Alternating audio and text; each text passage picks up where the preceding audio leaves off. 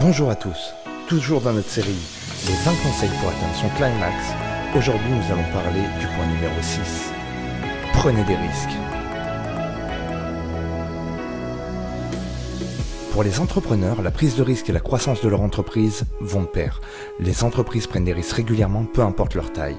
Les risques de réussite sont calculés basés sur un facteur de motivation sous-jacent. Si vous êtes intéressé par certaines des raisons les plus courantes de la prise de risque dans le monde des affaires, voici les 5 raisons de prendre des risques. 1. Les risques peuvent être calculés.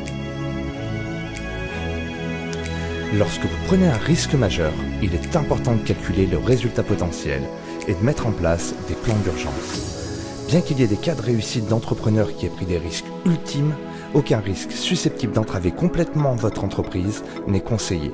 Le général Patton l'a parfaitement expliqué lorsqu'il a déclaré « Prendre des risques calculés, c'est très différent que d'être imprudent ». 2. La seule manière de le savoir, c'est d'essayer.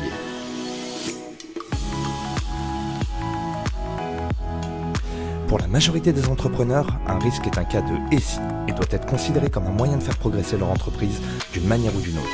Quel que soit son niveau de calcul, vous ne pouvez jamais être sûr qu'un risque sera rentable.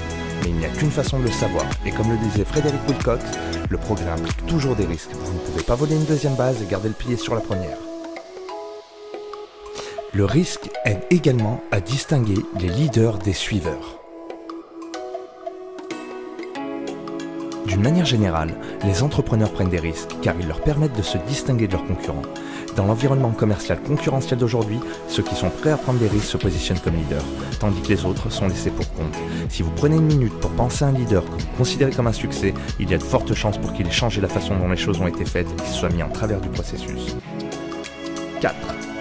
Sans risque, il n'y a pas d'innovation. L'innovation ne peut avoir lieu que s'il existe des éléments de risque au départ. Que ce soit un nouveau produit, une modification des pratiques existantes, ces deux éléments seront considérés comme un risque. T.S. Eliot a déclaré « Seuls ceux qui risquent d'aller trop loin peuvent peut-être savoir dans quelle mesure il est possible de partir ».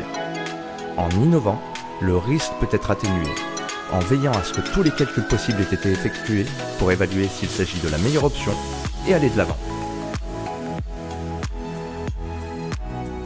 5. C'est une chance d'apprendre.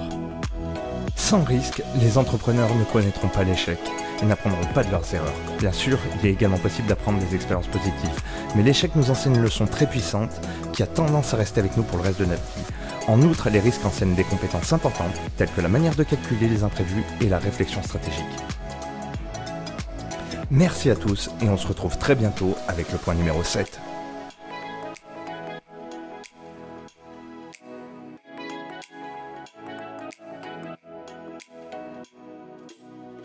J'espère que cette vidéo vous aura plu, merci à tous et à bientôt.